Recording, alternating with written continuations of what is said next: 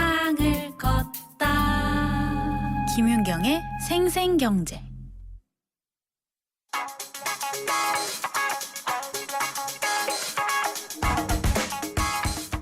안녕하세요. 멜로디 경제 대중음악 평론가 이대화입니다. 요즘 미국과 영국에서 가장 인기 많은 음악 중에 하나가 바로 테일러 스위프트의 Shake It Off인데요. 컨트리를 들려주던 테일러 스위프트가 돌연 댄스 음악을 선보여서 많은 분들이 깜짝 놀랐죠. 그런데 이 노래를 미국과 영국의 사람들은 스트리밍으로 듣지 못하게 됐습니다. 테일러 스위프트 본인이 거부했기 때문인데요. 테일러 스위프트는 전 세계 최대의 스트리밍 사이트인 스포티파이에 자신의 이번 앨범은 물론이고 지금까지 발표된 모든 곡을 빼라고 요구했습니다. 이유는 아티스트에게 돌아오는 수익이 다운로드에 비해 현저히 낮기 때문인데요. 보도에 따르면 스포티파이에서 한 곡이 1회 스트리밍으로 재생될 경우에 아티스트에게 돌아가는 돈은 0.007달러라고 합니다. 스포티파이는 최대 고객 중 하나인 테일러 스위프트를 잃는 것이 싫어서 자사 블로그를 통해 부탁도 해봤지만 아직까지는 별다른 소식이 없습니다. 아마도 이대로 강행할 것으로 보입니다. 한국은 스트리밍 정액제가 오래전부터 정착되어서 이 논란이 새삼스럽지 않지만 미국은 비교적 최근에 등장한 모델이어서 여전히 사회적 논란이 많습니다. 탑스타 테일러 스위프트가 나섰으니까 그 파장은 더 클 것 같습니다. 음악은 테일러 스위프트의 신곡 Shake It Off 듣겠습니다. 컨트리를 했던 예전 모습과는 완전히 다른 댄스 음악입니다.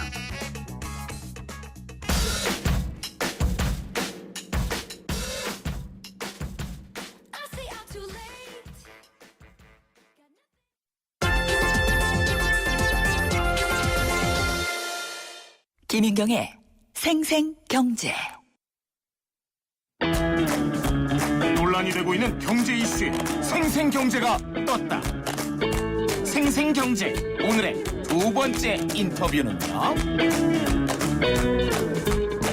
이른바 한국판 롯본기 힐스 법안 통과로 불붙은 의료 영리화 논란입니다.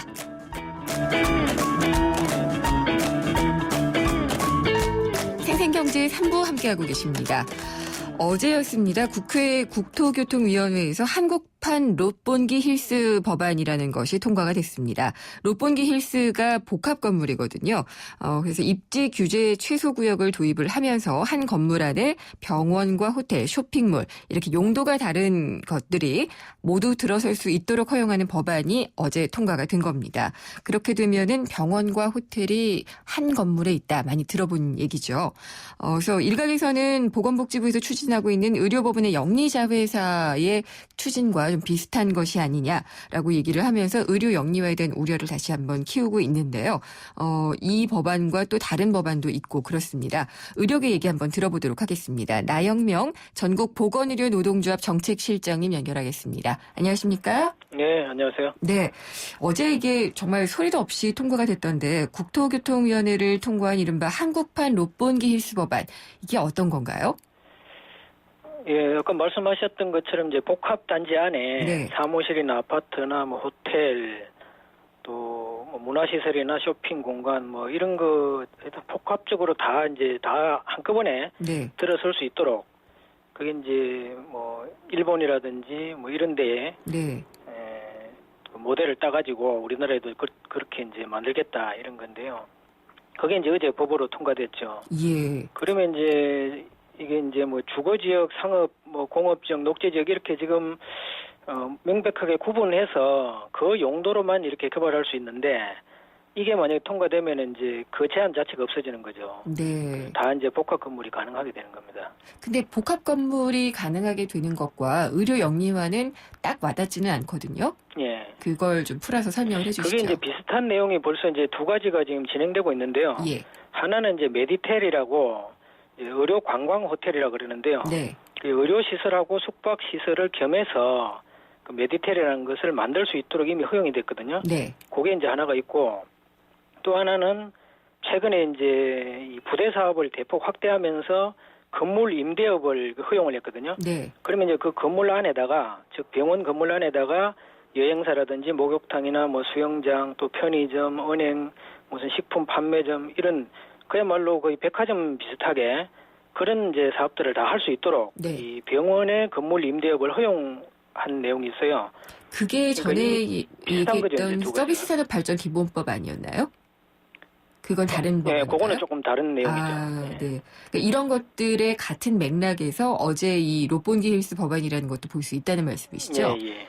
근데 병원하고 뭐 호텔하고 주인이 다를 수도 있잖아요. 그렇죠. 네, 주인이 다르면은 딱히 의료 영리만은 아니지 않나요? 근데 문제는 이제 한 건물에 예. 복합 건물을 이제 들어서게 되면은 예. 이 이제 자회사가 이제 허용이 됐거든요. 영리 자회사. 그리고 네. 영리 자회사는 이제 여러 가지 사업들을 다 할 수 있어요. 예, 그 영리 자회사가 이제 한 건물 안에다가 뭐 이것도 하고 저것도 하고 병원도 짓고 무슨 호텔도 짓고 다 할 수 있는 거죠. 네. 그래서 그러니까 지금 정책실장님 말씀으로는 예. 병원이 모회사가 되고 호텔은 같은 건물에 들어서는 영리 자회사가 될 경우를 말씀을 하시는 거죠. 예, 예. 예. 그러니까 이게 주인이 다르면은 굳이 아닐 수도 있는데 그런 아니요, 식으로 들어설 그것뿐만 우려가 아니고. 있다는 거죠. 아니요, 예. 아니요. 병원이 이제 그 모회사가 되고 이제 다른 자회사가 되는 것도 있겠지만은 네. 영리 자회사라는 게 이제 물론 이제 뭐 병원 자본도 들어오겠지만은 다른 영리 자본이 이제 투입이 돼가지고 다양한 사업들을 이제 병원 안에서도 할 수 있도록 이렇게 이제 돼 있거든요. 네. 네, 그것처럼 그 이제 복합단지 안에서 예. 이 이제 영리 자회사가 여러 가지 사업들을 이제 병원뿐만 아니라 다양하게 이제 한 건물 안에서 다 할 수 있다는 거죠. 네. 그거는 그러니까 어제 법안하고 완전히 직접적으로 연관이 있지는 않지만 이 네. 건물 내에서 그런 것들이 다 보여질 수 있다는 그런 우려신 거죠. 그렇죠. 이제 거의 예. 같은 맥락으로 보면 될 것 같습니다. 네. 근데 이게 지금 보건복지부가 추진하고 있던 의료 영리화 법인이라는 것은 지금 방금 말씀하신 것처럼 영리 자회사를 허용하는 그런 내용이었잖아요. 예, 예. 이건 직접적으로 정말 타격이 올 수가 있는 건데 그건 지금 어떻게 되고 있는 상태죠? 그게 이제 지금 뭐 가이드라인 같은 게 이제 만들어져 가지고 영리 자회사를 이제 허용할 수 있도록 네. 이미 이제 법안은 통과된 상태고 예. 그다음 이제 정부가 이제 연말 안에 올 안에 그 자법인 모델을 하나씩 만들겠다. 그래서 이제 구체적으로 보면 이제 메디테일 자법인도 하나 만들고 네. 또 해외 의료 진출을 중심으로 하는 그런 자법인도 하나 만들고 또 건강기능식품이나 이런 그 내용을 연구하는 그런 이제 자법인도 만들고 이렇게 해서 모델 법인을 만들면은 곳곳에서 이제 그런 영리자회사 모델을 따라서 네. 여러 의료법인들이 그런 영리자회사를 만들 수 있도록 그렇게 하겠다 해서 실제 이제 그런 모델이 좀 진행되지 않을까 그런 우려가 되고 있는 상황입니다. 그 법안 자체는 공식 명칭이 어떻게 되죠? 영리 자회사를 설립할 수 있도록 하는 법안이요. 그거는 지금 법으로 통과시킨 게 아니고요. 네. 정부가 이제 가이드라인으로 가이드라인. 예, 네. 그리고 그러니까 그거 국회를 거치지 않은 상태로 그냥 예. 추진을 하고 있는 거죠. 그 외에 또 이제 논란이 되고 있는 게 서비스 산업 기본 발전법이잖아요. 네, 네. 여기에 의료 분야가 포함이 됐기 때문에 논란이 되고 있는 거죠. 그렇죠. 예. 네, 그 부분 좀 핵심이 설명해 의료로 주세요. 그렇게 선정돼 있죠. 네. 그래서 이게 의료 부분이 뭐가 어떻게 바뀌는 걸로 되어 있는 건가요? 요 이제 서비스 산업 발전 기본법의 핵심 내용은 네. 지금 이제 보건복지 정책은 보건복지부가 주관해 가지고 하도록 이렇게 돼 있는데 그렇죠. 서비스 산업 발전 기본법은 이제 경제 활성화라는 이제 명목으로 해서 이 기획재정부 또 그런 이제 그 경제부처가 이 서비스 산업위원회라는 걸 만들어 가지고 네. 거기에서 이제 보건의료 정책 뭐 계획도 수립하고 또 점검이나 뭐 평가 이런 것도 하고 그다음 법률도 또 만들고 그다음 필요하면 이제 세제나 금융 지원 이런 것들도 하고 뭐 전문 인력도 양성하고 그러니까 보건의료 산업 정책에 관한 모든 영역을 이 경제부처 장관이 네. 쭉 주도해서 나갈 수 있도록 하는 이게 핵심 내용이거든요. 예. 그렇게 되면은 의료 쪽은 어떻게 바뀔 것을 우려를 하고 계시는 거죠? 그러니까 이제 우려되는 것은 이게 보건복지부가 주관을 하게 되면은 당연하게 이제 국민의 건강과 생명이라는 차원에서 보건의료 정책을 이제 주관해 나가는데 네. 이 경제부처가 이제 주관을 하게 되면은 이런 어떤 국민의 건강 생명이라는 관점보다는 이제 이게 경제 관점 그러니까 뭐 영리 추구 그다음 우리나라의 경제 발전 뭐 이런 차원에서 이제 보건복지 정책을 뭐 전면적으로 이렇게 좀 바꾸는 뭐 이런 이제 정책이 펼쳐지지 않겠나. 그랬을 네. 때는 보건의료 정책의 어떤 독립성 이런 것보다는 의료가 이제 상당히 영리 위주로 급격하게 예. 좀 바뀔 수 있다. 이게 가장 이제 우려되는 지점입니다. 네. 그러면은 지금 서비스 산업발전 기본법 같은 경우에는 국회 기재위에는 상정이 되어 있는 상태죠. 네, 예. 거기서 뭐 2년 전에 이제 법안이 올라가 있는데 그동안 다루지 못하다가 네. 최근에 이제 뭐 투자 활성화 대책이라든지 경제 활성화 대책이 추진되면서 이 부분도 이제 빨리 통과시켜야 되는 거 아니냐 이렇게 해서 아마 연내에 좀 통과시키려고 좀 밀어붙이고 있는 것 같습니다. 네. 그러면은 지금 보건의료 노조도 그렇고요. 계속해서 반대 의견을 피력해 오셨는데요. 예. 정부 쪽에서는 좀 반응이 좀 더 있던가요? 아니면 똑같은가요? 정부는 지금 더 이제 강력한 입장이죠, 지금. 예. 그래서 이제 어떻게 보면 이제 지금 의료의 규제가 너무 많다. 그리고 이것을 이제 정부가 특히 이제 경제부처를 중심으로 해서 일괄적으로 좀 추진을 해야 되는데 그게 네. 좀 속도가 안 나니까 예. 이 서비스 산업발전 기본법을 빨리 좀 통과를 시켜가지고 좀 강력하게 추진하겠다 이런 의도가 굉장히 강한 것 같습니다. 그렇군요. 그렇게 되면은 의료 부분의 문제라는 것, 우리가 이제 의료 영리화가 가져올 폐해는 엄청난 돈을 들여야지만 병을 고칠 수 있을 것이다라는 걱정이잖아요. 예, 예. 예, 그것들에 대한 좀 설명을 좀 부탁드릴게요. 그러니까 지금 이제 지금 전반적으로 추진되고 있는 의료 민영화 정책이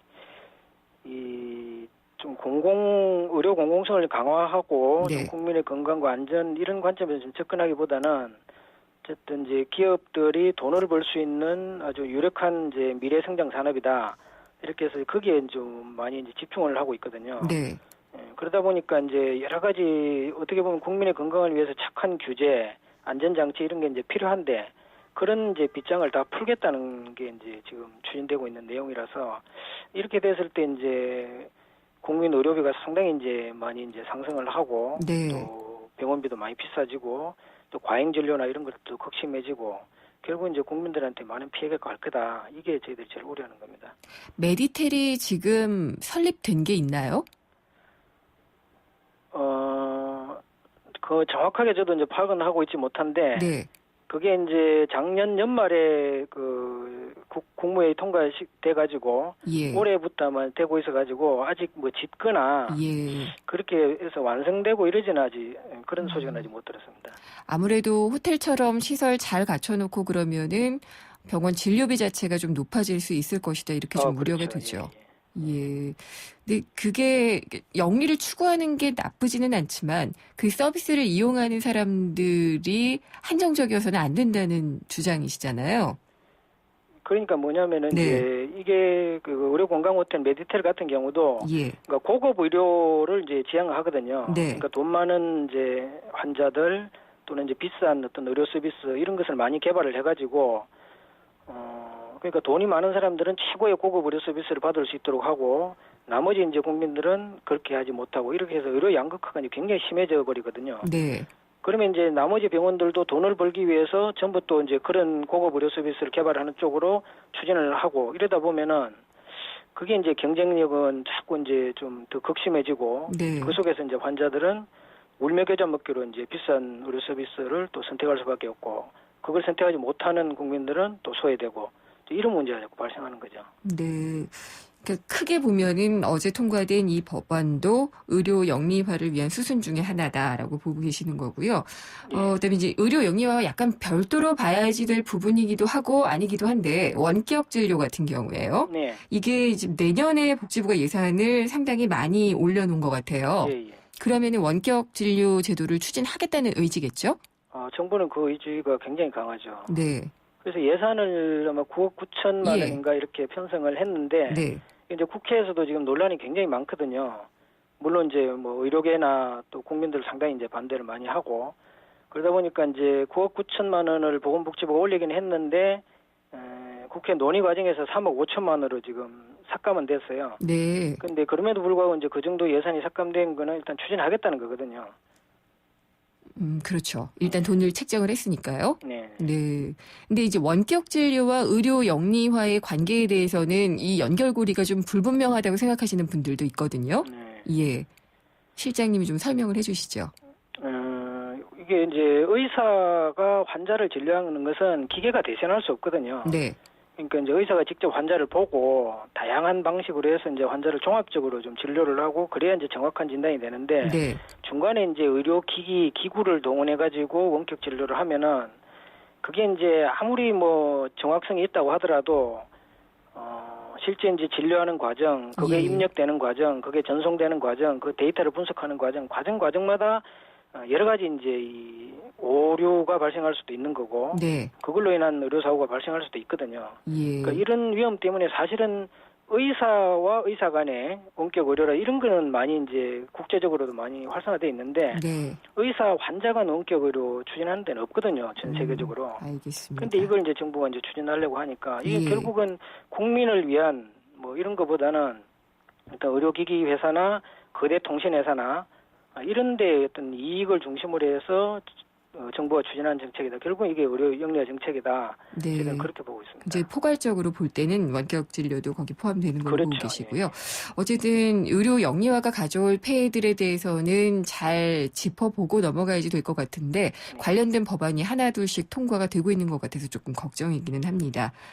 다음번에 또 여쭤보도록 하겠고요. 계속 좀 말씀 부탁드리겠습니다. 감사합니다. 네네, 고맙습니다. 전국 보건의료 노동조합의 나영명 정책실장이었습니다.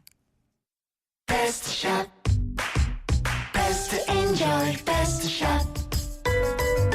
Best shot to the best manager. Best shot. Best shot. Best smile. Best shot. 전자제품 쇼핑은 베스트샵에서. Best shot. 네, 생생경제 잠시 후 4부에서는요. 경제뉴스 뒤집기와 빅데이터 경제가 준비가 돼 있습니다. 경제뉴스 뒤집기에서는 지금 동시다발적으로 자유무역협정 FTA가 추진이 되고 있는데 이게 어떻게 봐야 될지 저희 생생경제가 계속 짚어보고 있으니까요. 다시 한번 짚어보는 시간을 마련을 하고요. 빅데이터 경제 시간도 있습니다. 입맛 분석을 하도록 하겠습니다. 궁금한 점이나 의견 있으면은요. 문자 짧은 건 50원, 긴 건 100원이 부과되는 휴대전화 우물정의 0945번 YTN 라디오 애플리케이션 예스를 통해서 남겨주시면 됩니다. 저희 SNS 이용하셔도 되는데요. 페이스북은 YTN 라디오 이코노미 들어오시면 되고 트위터 주소는 YTN_이코노미입니다. 잠시 후 4부에서 뵙겠습니다. 세계적인 교육 중심지 런던과 미국 본토 교육이 뿌리내린 괌에서 YTN 주니어 영어 캠프가 여러분을 기다립니다. 품격 있는 영국식 영어를 만나볼 수 있는 런던 영어 캠프는 전통 있는 명문대학 캠퍼스에서 이루어지며 유럽의 역사가 숨쉬는 유적지도 둘러보게 됩니다. 따뜻한 기후와 아름다운 해변을 자랑하는 괌 영어 캠프는 명문 사립학교 정규 수업에 참가하며 해양 레포츠도 체험할 수 있습니다. 참가 신청은 YTN 웹사이트와 런던 캠프는 서울전화 723-0550, 괌 캠프 서울전화 533-0585에서 받습니다. 일하고 싶은 사람, 인재를 찾는 기업, 고양시 일자리 센터를 만나면 고민 끝. 새로운 희망이 시작됩니다. 지속 가능한 일자리를 창출하는 100만 행복도시 고양. 고양시 일자리 센터와 함께라면 당신도 일할 수 있습니다. 자세한 사항은 031-807-3665 또는 검색창에 고양시청 일자리 센터를 찾아보세요. 031-807-3665.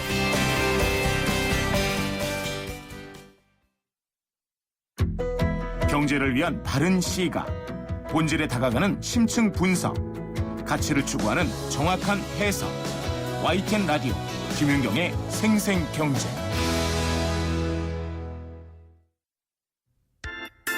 친절한 경제. 오늘의 경제 키워드. 안녕하세요. 경향신문 조미덕 기자입니다. 오늘의 키워드는 G20 정상회담입니다. 박근혜 대통령이 호주에서 열린 G20 정상회담에 참여하고 돌아왔죠. G20은 세계 경제를 이끄는 20개국의 모임인데요. 앞에 붙은 G는 그룹이란 뜻입니다. 예전엔 서방 선진국 7개국이 모이는 G7이 있었는데요. 1997년에 아시아에 불어닥친 외환위기 이후 중국이나 한국 등 신흥 경제 강국을 껴줘야 세계 경제 위기를 막을 수 있다는 공감대가 형성됐습니다. 그래서 1999년부터 G7에 유럽 의회 의장국을 추가하고 중국, 한국, 브라질, 인도, 러시아, 호주 등 12개 신흥국을 더해 20개국 정상이 모이기 시작했습니다. 한 나라가 의장국이 돼서 1년에 한 번 매년 11월쯤 정상회담을 하는데요. 한국은 2010년 의장국으로 서울 코엑스에서 G20 정상회담을 개최한 바 있습니다.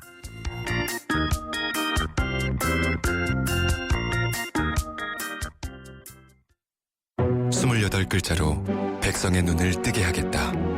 세종대왕의 혁신적인 생각. 동서양을 융합해 새로운 문화를 만들겠다. 알렉산더 대왕의 창조적인 생각. 위대한 생각은 녹슬지 않습니다.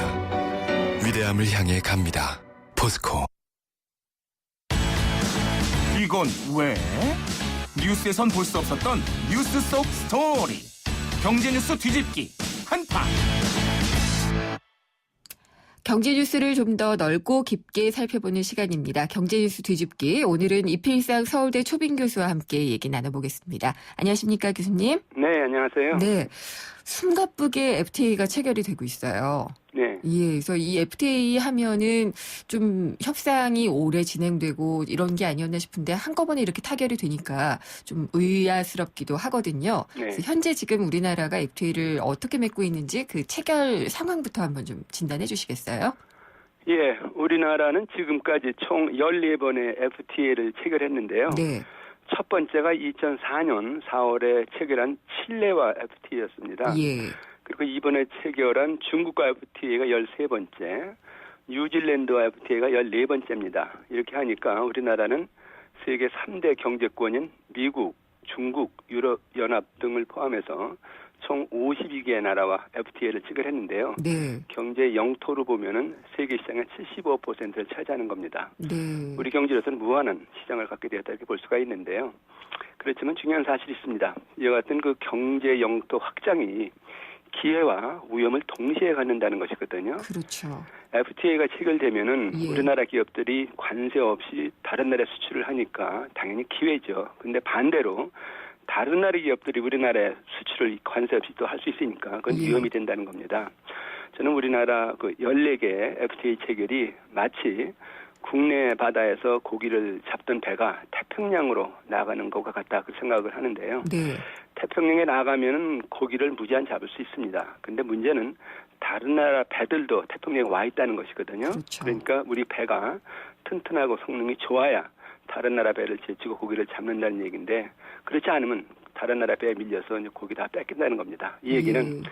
우리 경제가 구조와 체질을 개선하지 않으면은 오히려 고기도 못 잡고 태평양에서 풍랑에 휩쓸리는 그런 위험을 내포한다는 것이죠. 네.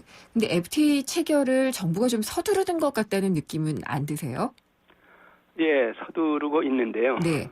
이유가 있습니다. 지금 우리 경제는 구조적으로 위기 상태인데요. 경제를 지탱하는 두 축이 소비와 투자 아닙니까? 네. 그런데 그 두 축이 다 지금 무너지고 있다는 겁니다. 우선 가계부채가 가구당 6천만 원에 이르는데요. 그래서 국민들이 빚더미에 눌려서 소비를 못한다는 겁니다. 예. 또 기업들은 아무리 투자를 하려고 해도 할 사업이 없다는 겁니다. 어떤 사업을 해도 물건이 안 팔려서 망한다는 것이거든요.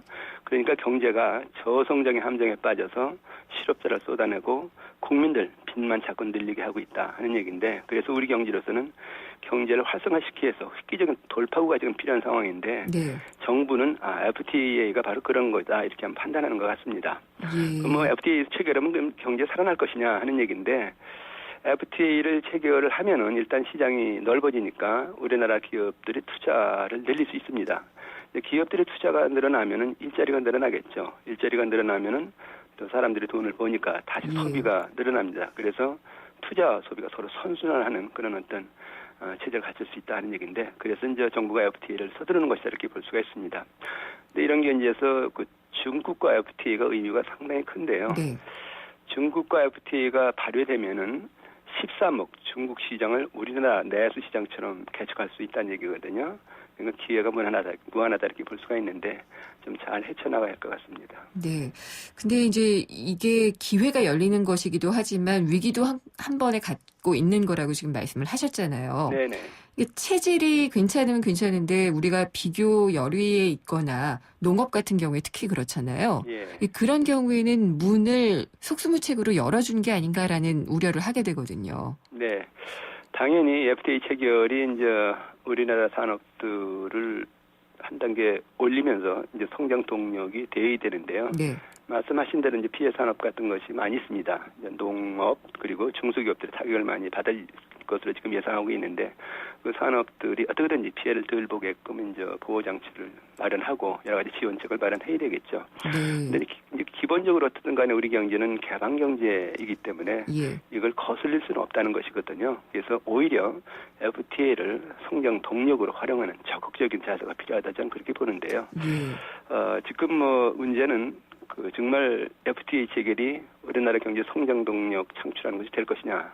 저는 우리나라 정부와 기업들이 어떻게 할 것이냐 그에 따라 달라질 수 있다고 생각합니다. 어떻게 가면 좋을까요? 예? 어떻게 가면 좋을까요? 그렇다면 그러니까 정부나 그 기업이나. FTA라는 것이 이제 경제 영토를 확장하는 것이지만은 네. 실제로는 경제 영토를 공유하고 서로 싸우는 것이거든요. 예. 그러니까 정부는 올바른 산업 정책 펴고 기업들은 과감한 연구 개발 투자를 해서 경쟁력을 높여야 된다는 겁니다. 근데 지금 우리나라 정부는 그런 정책을 펴고 있지 않다 이렇게 볼 수가 있는데 일단 경기 살려야 되니까 뭐 주택 대출 규제 풀자, 금리 인하하자, 정부 지출 늘리자 이런 정책을 이제 펴고 있는데 경쟁력 제고와는 좀 거리가 있는 것 같습니다. 또 기업들도 지금 보면은 어떻게든지 그냥 전통 산업 그냥 보호하고 어떻게든 유지하고 경영권 지키려는 그런 어떤 전략만 펴고 있지 신산업, 신기술, 첨단 미래 상품 이런 거 개발은 지금 서두르지 않고 있다는 것이거든요. 그러니까 정부와 기업들이 이건 정말 좋은 기회인데 우리가 자칫하면 오히려 우리가 쓰러질 수 있는 그런 위기다 이런 어떤 이제 의식을 가지고 새로운 정책, 새로운 전략을 펴야 이게 이제 비로소 FTA가 우리 경제 성장 동력이 될 것 같습니다. 네, 좀 정치적인 해석을 할 수도 있을 것 같아요. 그 중국과의 FTA를 체결을 하고 또 환태평양 경제협력 있잖아요. TPP. 뭐 이런 것도 있고 지금 여러 가지로 블록화가 되어 가고 있는데 중국과 일단 손을 잡았다는 것 자체가 우리나라의 위상을 좀 보여주기 위한 게 아닌가 이런 생각도 좀 들고요. 교수님은 어떻게 보시나요? 네, 지금 뭐 그 미국의 패권주의와 중국의 패권주의가 충돌하는 그런 양상이 빚어지고 있는데요. 지금 미국으로서는 일본과 협조 체제를 구축하고 뭐 군사나 경제 면에서 상당히 서로 힘을 모으는 그런 양상을 보이고 있습니다. 그래서 우리나라 입장에서는 이제 지정학적 위기가 상당히 큰 상태인데 이런 상태에서 앞으로 중요한 것은 경제 전쟁에서 승리하는 것이거든요. 이렇게 본다면은 우리 경제가 어차피 개방을 해야 사는 경제이기 때문에 최대 시장이라고 하던 중국과 이런 어떤 FTA 같은 거 체결해서 경쟁력을 높여가면서 우리 경제 위상을 높이고 이제 좀 함께 대응하는 그런 어떤 이제 전략이 우리 경제가 앞으로 살 길이다 이렇게 볼 수도 있다는 것이죠. 그래서 그런 어떤 전략적인 측면 또는 뭐 우리 경제 위상, 정치적인 측면 이런 걸로 봐서도 이걸 우리가 적극적으로 이제 추진을 하고 우리에게 유리하게 이제 노력을 해야지 이걸 피하는 것은 그렇게 좋은 방법 같지는 않습니다. 조금 더 구체적으로 얘기를 해서 정부가 보호해줄 것은 보호해주고 경쟁시킬 것은 경쟁하도록 하는 그런 어떤 가이드라인 같은 정책들을 좀 마련해줘야 되지 않을까요? 예, 그렇습니다. 저는 그런 면에서 볼 때 지금 우리나라 산업의 지도를 다시 그려야 된다 그렇게 생각해야 되는데요. 우선 뭐 피해 산업을 이제 보호해줘야 되겠죠. 근데 중요한 것은 산업이라는 것이 계속해서 변해가는 것이거든요. 그래서 지금까지 우리가 이제 어떤 산업을 이제 일으켜서 이만큼 성장했다. 그걸 떠나서 앞으로 우리가 어떤 산업을 일으켜야 경쟁에서 이기고 우리 경제가 정말로 세계적인 위상을 가질 거냐 이런 측면에서 미래 우리나라 산업 지도를 다시 그려서 추진해라 하는 것이거든요. 60년대는 우리는 뭐 섬유와 화판 같은 경공업 발전시켜 성장 발표 마련하고 70년대, 80년대는 자동차, 조선, 뭐 석유화학 이런 중화학공업 발전시키고 2000년대는 반도체, 무선통신 이런 정보통신산업 발전시키고 쭉 이렇게 변해왔거든요. 근데 앞으로 2020년대 바라보면서 우리가 어떤 산업을 발전시킬 것이냐 그리고 중국과 싸워서 이길 것이냐 이런 차원에서 본다면은 정부나 기업이나 대학 모두가 그 연구개발에 투자를 집중하고 노력을 많이 해야 되겠죠. 예. 혹시 다른 나라 같은 경우에 우리나라처럼 이렇게 좀 숨가쁘게 FTA를 체결하고 시장을 열고 들어가려고 하고 이런 나라를 보신 적 있으신가요? 지금 전 세계가 보이지 않는 경제 전쟁 상태거든요. 네. 그러니까 뭐 중국은 물론이지만은 그 신흥 국가들 보면은 네. 어떻게든지 FTA 같은 거 체결해서 예. 경제 영토를 넓히고 그 경제 성장을 하려는 그런 몸부림이 세계 각국에서 벌어지고 있습니다. 네. 그런 측면에서 우리는 그보다는 한 발 앞서가야 된다는 것이죠. 그래서 지금 한가로운 상태에서 FTA 체결하는 것이다. 그렇게 보면 절대로 안 될 것 같습니다. 모든 알겠습니다. 나라들이 예. 어떻게든지 경제 위상을 높이고 경제 영토를 넓히려는 그런 전쟁 시대다 이렇게만 인식을 해야 될 것 같습니다. 보통 이제 스파게티볼 효과라는 얘기 많이 하잖아요. 네. 너무 여러 개가 겹치고 겹치다 보면은 복잡해서 오히려 거래하는 이 비용이 더 들어가는 그런 것도 걱정을 하던데 그런 부분도 없지 않겠죠? 예, 그렇습니다. 지금 뭐 세계적으로 52나라와 결국 교역을 하는데 이게 자유무역 협정이 다 다르거든요. 오히려 네. 복잡해서 우리 경제로서는 더 혼란스럽고 경쟁력이 떨어질 수 있는 것이 아니냐. 그 대응을 제대로 일일이 하기 어려운 것이 아니냐. 이런 어떤 문제를 제기할 수도 있는데요. 네. 중요한 거는 우리 경제가 미래 산업을 먼저 선점하고 경쟁력을 확보하면은 어떤 경우에서든 간에 유리한 입장이기 때문에 네. 모든 나라에 대해서 우리가 아주 쉽게 대응을 할 수 있다는 것이거든요. 실력을 기르는 게 중요하다는 것이지 네. 이게 뭐 여러 개다가 문제다 이건 결코 아닌 것 같습니다. 기본이 중요하다는 말씀이시군요. 네네. 예, 알겠습니다. 오늘 말씀 잘 들었습니다. 네네, 감사합니다. 이필상 서울대 초빙 교수였습니다.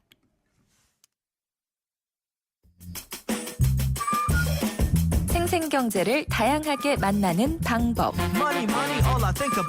YTN 라디오 앱 예스와 YTN 라디오 웹사이트, 팟캐스트를 통해서 실시간 청취와 다시 듣기가 가능합니다.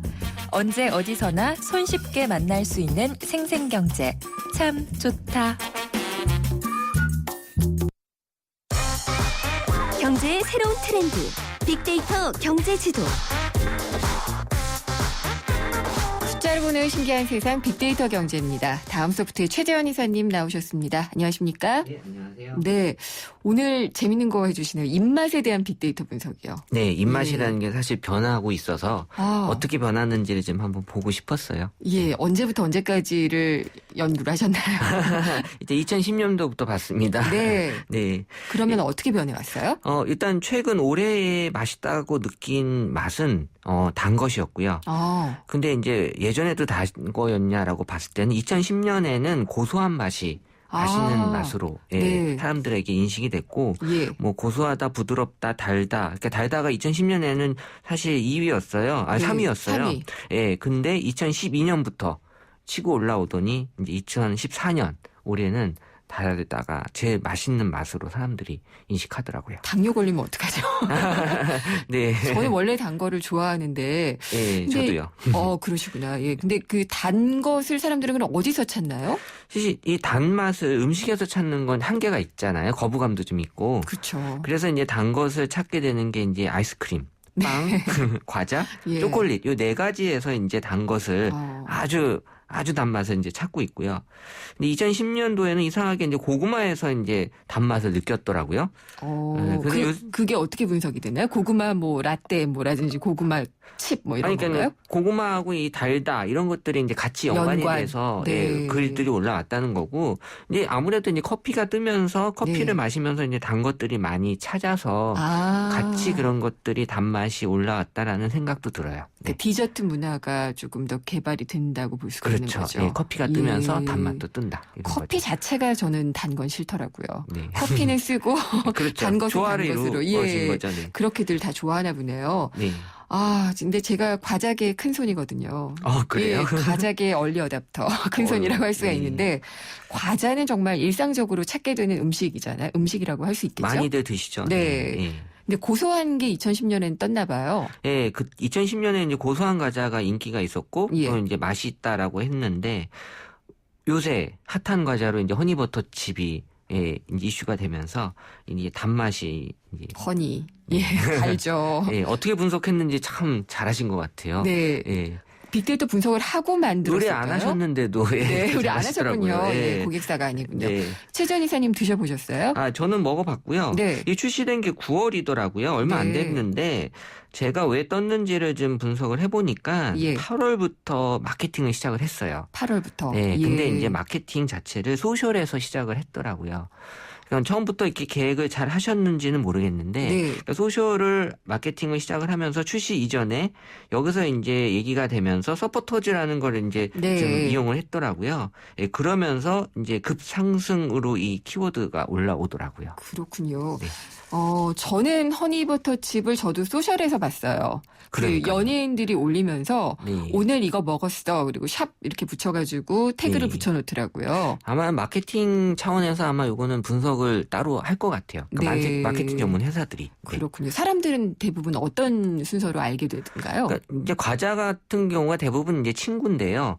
이제 친구, 그다음 언니, 엄마, 그다음 이제 사이가 오빠 이렇게 올라왔는데 오빠. 이게 이제 스토리가 예. 있어요. 네. 친구를 통해서 이제 허니버터칩을 이제 집에서 먹다가 네. 언니랑 같이 먹다가 또 이제 엄마랑도 먹다가 네. 이제 다 먹고 맛있으니까 예. 오빠한테 이제 사달라고. 아, 오빠는 남자친구인가요? 네네. 아, 이런 식으로 그렇군요. 이제 스토리가 전개가 되더라고요. 예. 그래서 오빠들이 요새 허니버터칩 구하느냐고 고생한다. 네. 이런 글 올라오고요. 예. 허니버터칩 구해온 오빠가 이제 인기가 많다. 네. 예, 요새 구하기 힘드니까.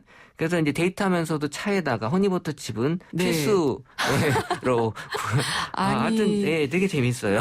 그 정도까지의 맛은 아닌 것 같은데 제가 예. 과자계를 다 섭렵을 해봐서 네, 근데 이게 허니버터칩이 벌써 동났다. 이것도 저는 사실 마케팅 기사가 아닌가 이런 생각이 좀 들 정도였어요. 네, 저희 동네에 있거든요. 네, 그것도 저희도 이제 저희가 분석할 수 있는 영역은 아니지만 네. 사실 이제 1위는 이제 편의점이고 2위가 마트, 3위는 슈퍼 이렇게 이제 허니버터칩을 네. 찾는 순서던데요. 예. 여전히 이제 편의점에 갔는데 없다. 이러면서 이제 허니버터칩에 대한 가치를 좀 높여주고 높이는 있고 거죠. 예. 그리고 이제 이거는 확인된 건 아니지만 뭐 공장에 불났다라고 하는 게 제가 봤을 때 노이즈 마케팅이었나라는 생각도 들긴 하는데요. 예. 역시 그런 것들로 인해서 사람들에게 회자가 되고 네. 인기가 많이 높아지고 있는 건 사실이에요. 네. 없다 그러면은 왠지 먹고 싶어지잖아요. 어떻게든 구하고 싶고. 저 희소성에 대한 걸 노린 것 같기도 예. 하고요. 네.